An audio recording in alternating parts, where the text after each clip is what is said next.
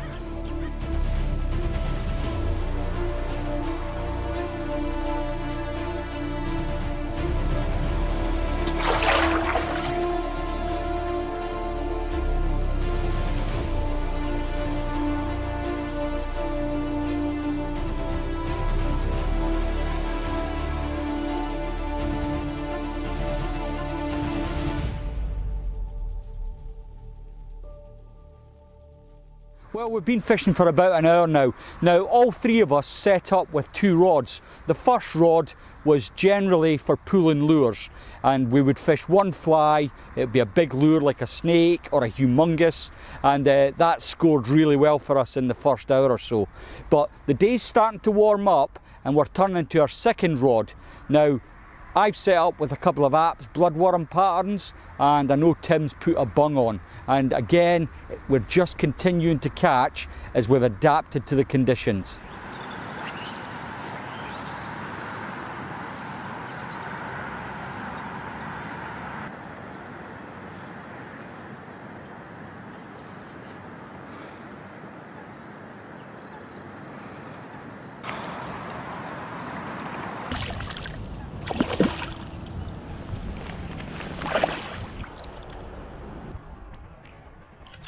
Well, I'm joined by Tim Joyce. He's been having it away here at Haywards Farm this morning, and he's caught lots of fish. And he's employed a variety of different methods. So Tim, you started off like me with the big lures. I think we all went into it with the lures, didn't you? As yeah, you do. absolutely. When we first come down, we looked out here and we saw loads of fish moving. And you didn't get any abuse at all for none not at all. Well, I did fish. get put out of place right at the top of the lake there, told it was full of fish up there. But yeah, started off with rattling a few lures, back snakes. I think you and Tom were on the snakes, and I went with a little blue flash damsel. Yeah. And they chased, didn't they, for the first? Yeah, absolutely, and they were really up for it first thing in the morning.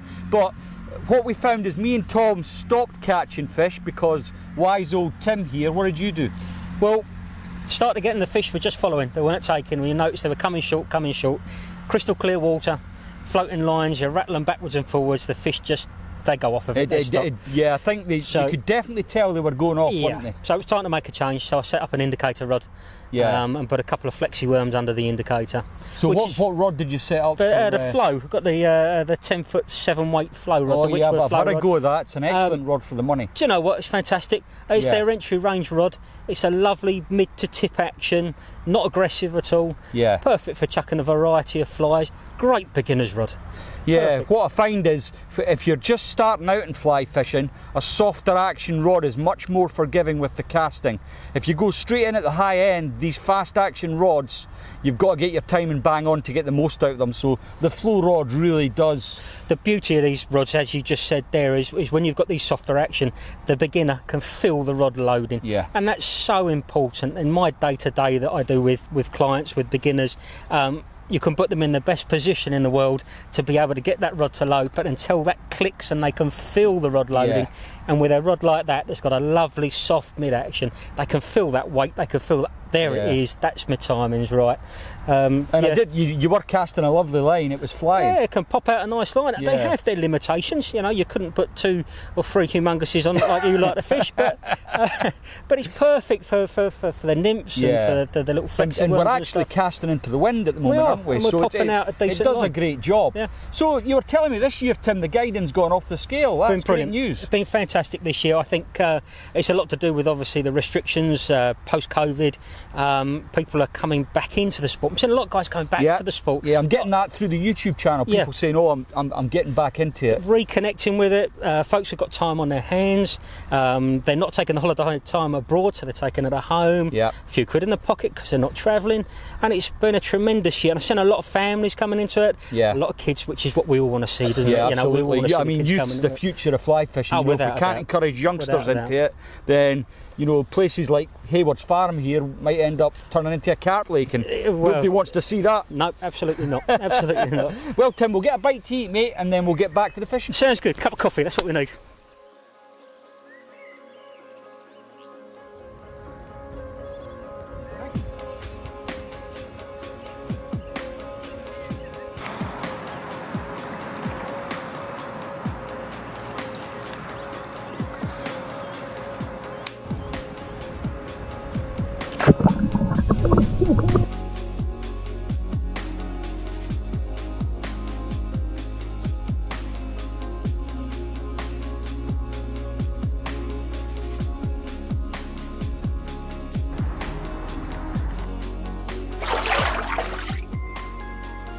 Well, we've had a bite to eat and we're now back at the water's edge, and I'm joined by Tom Finney from Wychwood, and Tim certainly showed us the way this afternoon, didn't he? And we both rushed to our cars to get our bung rods out, but we'd missed the party. So now we're restored, we've had a drink, we've had a bite to eat. How are you going to approach the water this afternoon, Tom?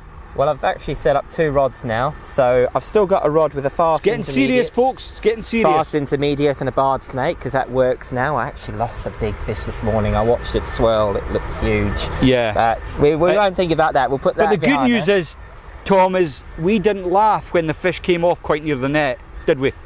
No. Anyway, go on, sorry. I've got another rod rigged up with a bung. I actually rigged up when Tim caught, and I got 2 and 2 chucks, but then it's gone a little bit slow. So I think what we'll do is we'll actually have a move around. So the water's quite shallow for quite a way out here, and it drops off, but we might be able to find some deeper water closer to the bank somewhere. But this will definitely be worth a go later on. So when we started out, the fish seemed to be just off the shelf, which is where you'd expect them, on the downwind bank, just off the shelf in a little bit of deeper water. So we're a bit behind Tim now, so we better get back to the fishing. Let's see how we get on.